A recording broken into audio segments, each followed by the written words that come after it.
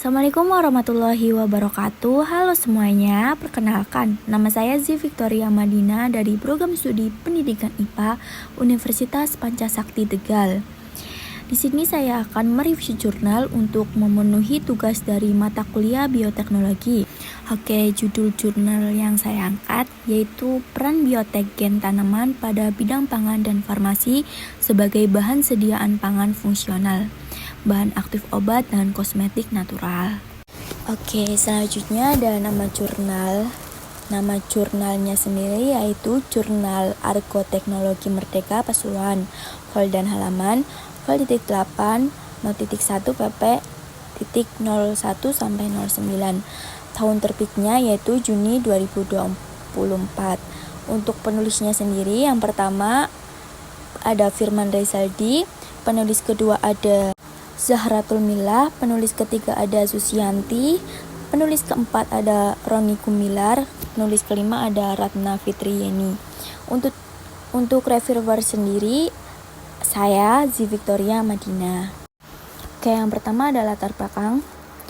Masyarakat semakin meningkat kesehatan dengan mengonsumsi bahan herbal sebagai bahan aktif pangan fungsional, obat, dan kosmetik alami. Namun, ketersediaan bahan alami mengalami hambatan karena penurunan kualitas tanaman budidaya. Kualitas tanaman yang menurun menyebabkan masalah pemenuhan nutrisi pangan fungsional, distribusi obat herbal, dan kosmetik alami yang sulit terkendali dengan permintaan pasar. Petani dituntut memiliki strategi memenuhi kebutuhan bahan pangan, obat, dan kosmetik dengan kualitas dan kuantitas yang memenuhi standar kesehatan. Dibutuhkan peningkatan kualitas tanaman untuk memenuhi bahan tersebut melalui bioteknologi.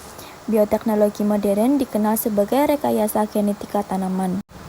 Tanaman tomat potensial dijadikan bahan pangan fungsional, obat, herbal, dan kosmetik alami karena kandungan likopen dan vitaminnya.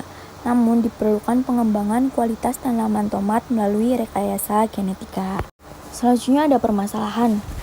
Ketersediaan bahan pangan fungsional, obat herbal alami, dan kosmetik alami mengalami hambatan, terutama terjadinya penurunan kualitas tanaman dari hasil budidaya.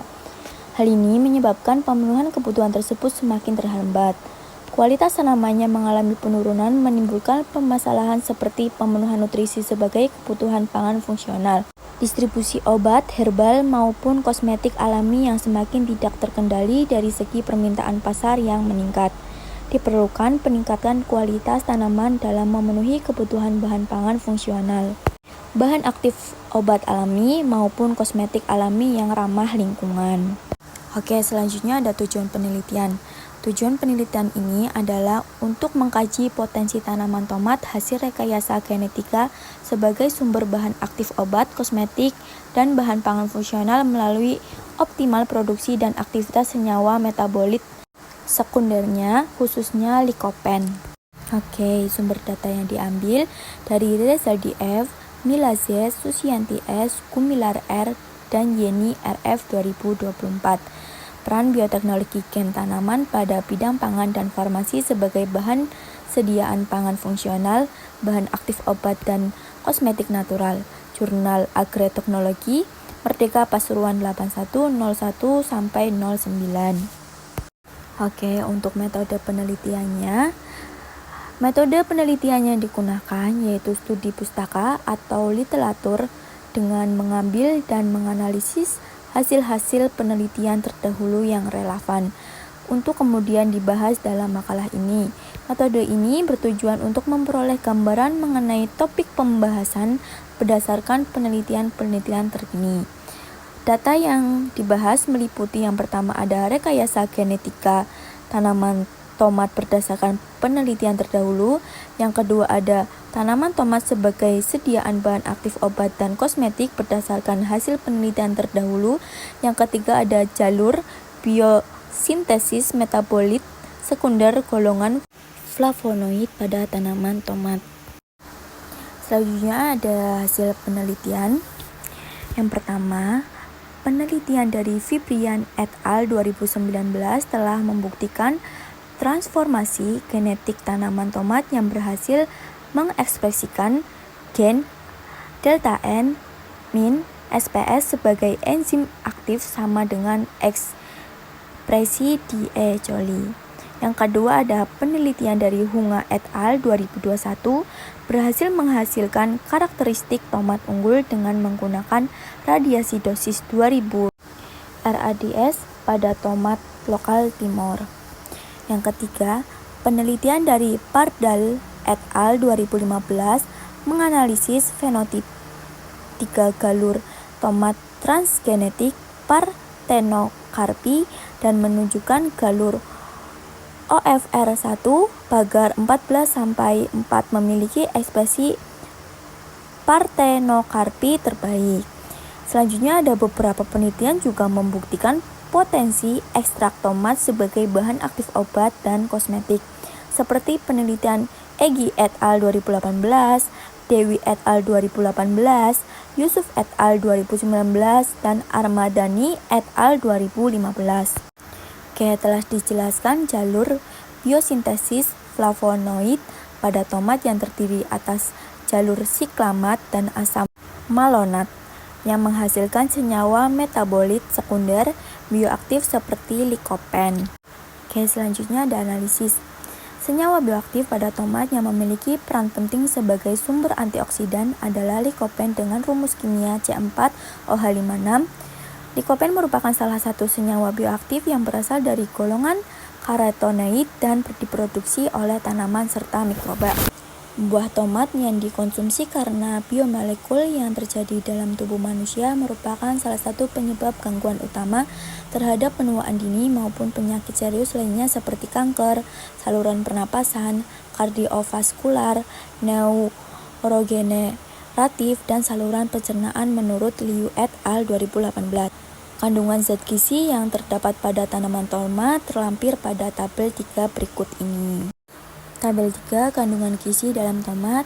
Yang pertama ada energi sebanyak 18 kilokalori. Kandungan gizi ada vitamin K sebanyak 11 mg. Selanjutnya ada karbohidrat sebanyak 3,9 gram, magnesium sebanyak 11 mg. Selanjutnya ada gula sebanyak 2,6 gram, ada mangan sebanyak 0,114 mg. Selanjutnya ada serat sebanyak 1,2 gram. Selanjutnya ada besi atau Fe sebanyak 0,3 mg. Ada lemak sebanyak 0,9 gram. Tembaga ada sebanyak 0,19. Selanjutnya ada protein sebanyak 94,5 gram. Ada sulfur sebanyak 24 mg. Ada air sebanyak 833 IU. Ada klor atau Cl sebanyak 38 mg.